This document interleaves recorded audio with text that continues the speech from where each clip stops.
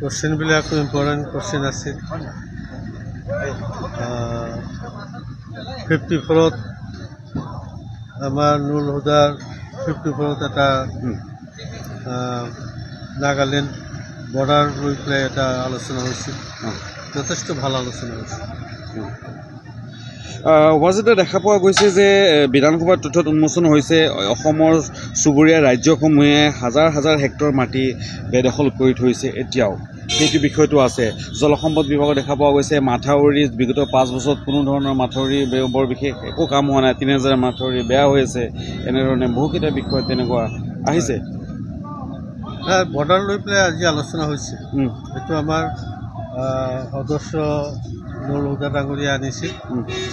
Nagaland border, Arunachal border, Meghalaya border, তেওঁলোকৰ যে আগ্ৰাসন, এই কথাটো বিতংভাৱে আলোচনা হৈছে। আৰু জলসম্পদ বিভাগৰ ক্ষেত্ৰতো আজি যথেষ্ট কোশ্চেন আছিল।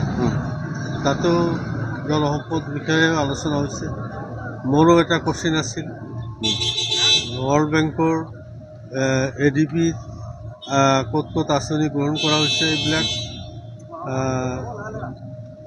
আছিল আজি আলোচনা। হ'ব। আচ্ছা, জলসিঞ্চনৰ ব্যৱস্থা ৰাজ্যত এতিয়াও নাই। মাত্ৰ এতিয়াও 23% চৰকাৰী হিচাপতহে মাত্ৰ 23% জলসিঞ্চনৰ ব্যৱস্থা আছে কৃষিভূমিৰ।